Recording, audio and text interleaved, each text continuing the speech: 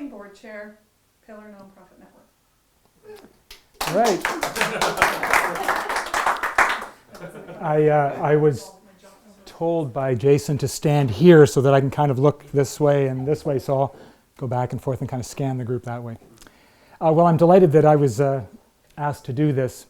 So the first question that Michelle asked us to consider is what was the strategic planning journey during each of our times? So my time was 2001 to 2008. I tried desperately not to be the chair for 7 years, but wasn't terribly successful. And that was okay because we were needing a little time to make sure that the organization was really stable. And I'm really sorry Lisa's not here because we also needed to have just the right person to be the second chair, and we did find Lisa as the right person after that. So when we were starting, and I mean really starting at the very beginning, one of the first things we thought about is who or what are the qualities that we're looking for in those who will lead this organization. This is like really early in the process. So I think there were 3 things on which we agreed, that we would look for people to be on this board who were fine human beings. People of character and principle, who were kind. That those qualities were more important than skill sets or intellect or connections. So you who are on the board right now were probably largely chosen because you're good people. Second thing we were looking for was people who were ready to really work hard. You would have to think hard, you would have to collaborate hard, you would have to be prepared.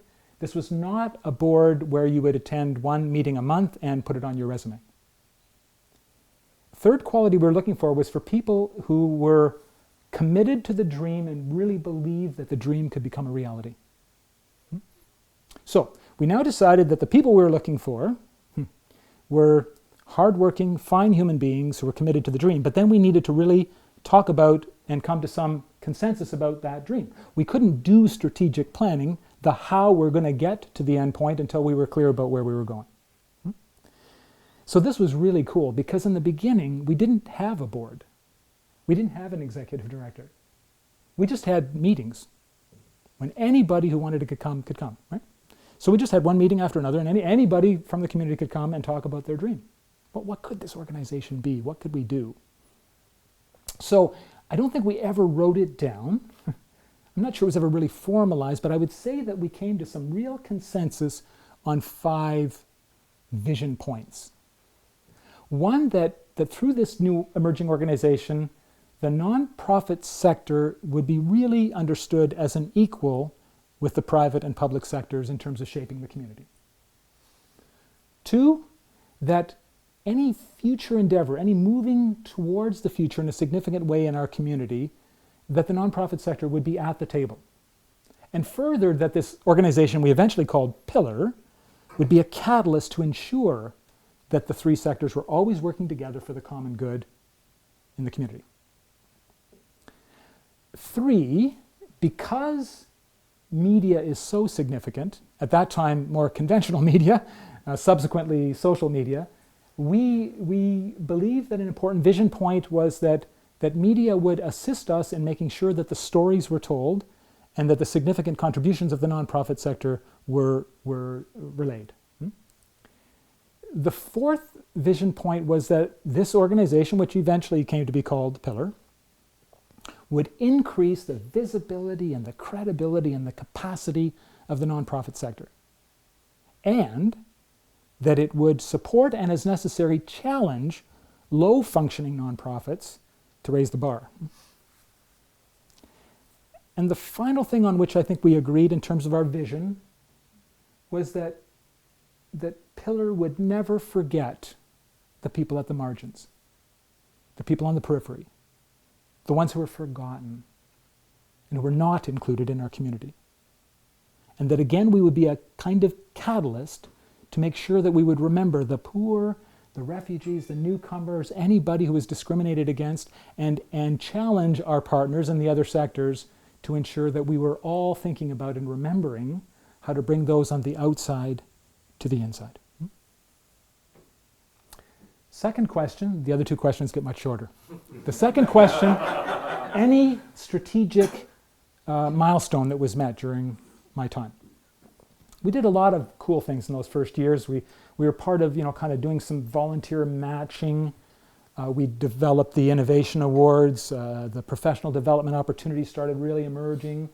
In the first, second or third year, we had a 2-day conference at Oakwood in Grand Bend, bringing together leaders from the 3 sectors to talk about some really big issues in our community. I don't know if we got to maybe 100 members. I forget where we were at exactly at year 7. But as I look back, the clarity of hindsight, what really mattered, the strategic hurdles we crossed, we survived. and at year 3, we shouldn't have survived. But that was a testament again to the importance of the dream that we held to. And we took the time to build the strong foundation. We just took the time to think about who we needed to have on the board. We thought about the vision. We then developed our bylaws and our policies and the structures to which we held ourselves accountable. Final question, any aha moments in your time as a chair? 3 of them. One, it became clear to me that the harder it is to get on a board, the more people want to be on it. And therefore, the likelihood is increased that you're going to get the right people. Right? So the task of succession planning and selecting and nominating for new board members is always the second most important thing that a board does every year. Second aha, to be an effective board chair, you don't have to be very smart. You don't have to be... It's good for all of us, right? It was good for all of us, right? You don't have to be smart. You don't have to have the answers. You don't have to have a lot of knowledge. What you have to have is an ability to facilitate and ensure 4 things happen. Right? So you ensure that the right people are around the table on the board. You ensure that everybody's committed to the dream. You ensure a deep, deep level of trust and respect amongst the board members. And then you simply amplify the voice of everybody on the board, because that collected shared wisdom in the group will ensure you're going to make the right decisions. The third aha moment I had is that I think a lot of board members on any board have a temptation to think that their job is to take care of their organization. Their job is to take care of the community. That's all I got.